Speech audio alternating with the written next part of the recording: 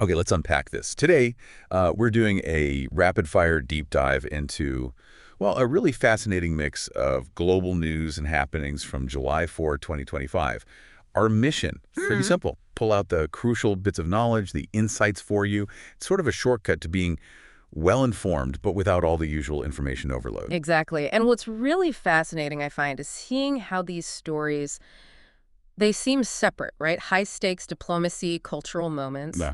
But they don't just exist in isolation. They actually weave together. They paint this really vivid picture of what's unfolding around the world, like right now. It makes you look beyond just the headlines. Absolutely. And you see that connection straight away with global diplomacy today.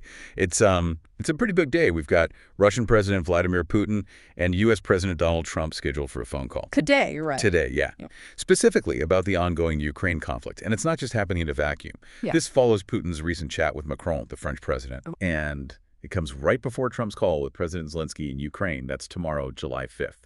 So it's a very delicate, kind of high-stakes diplomatic dance going on. And while all that high-level talk is happening, it's striking how things on the ground can cause, well, immediate problems. Like right now, there's a strike by French air traffic controllers. Right.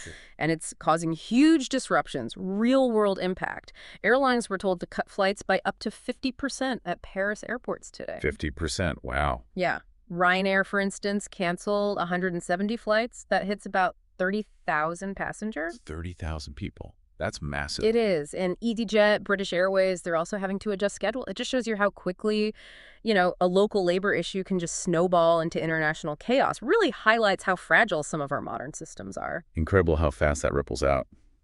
Okay, so from the skies, let's shift focus to the climate situation, which is pretty stark. Southern Europe is dealing with severe heat waves. Temperatures got up to a brutal 46.6 Celsius in Portugal. 46.6. Yeah. And the human cost is just, it's tragic. Over 684 deaths reported across the continent. And get this, around 570 of those deaths were in the UK alone. 570 in the UK. That's staggering. It really is. This isn't just bad weather. It's like a clear sign of climate change hitting hard, causing immediate tragedy. It's testing public health systems, even in developed nations. True. But, we also see different kinds of environmental stories. On a perhaps more positive note, Florida Governor Ron DeSantis just signed a bill. It bans oil drilling on the Apalachicola River. Oh, interesting. And this river, it's really important. It has this unique estuary, critical for marine life, supports Florida's oyster industry. Ah, the oysters. Exactly. And it's vital habitat for endangered plants and animals, too.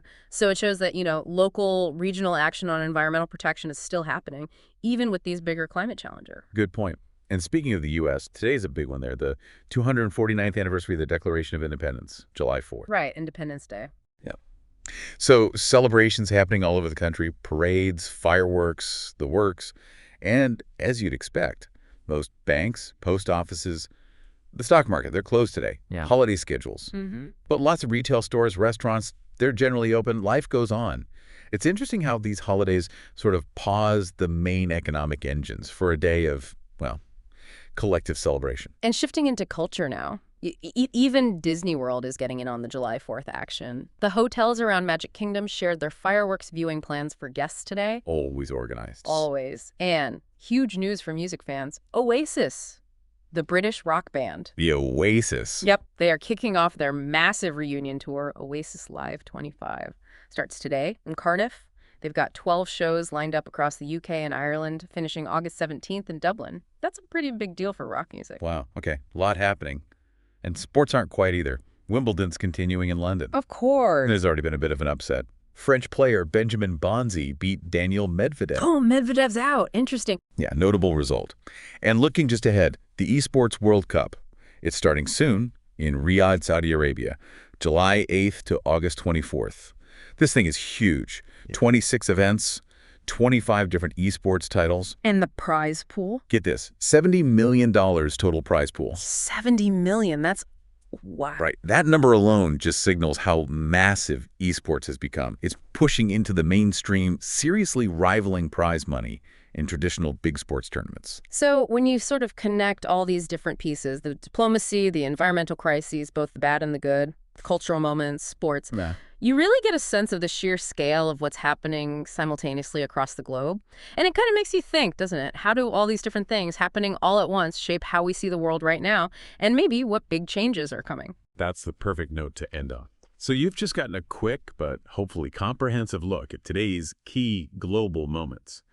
Maybe take a second to think about which of these stories you think might grow into something even bigger. What could the ripples mean for you or for the world down the line?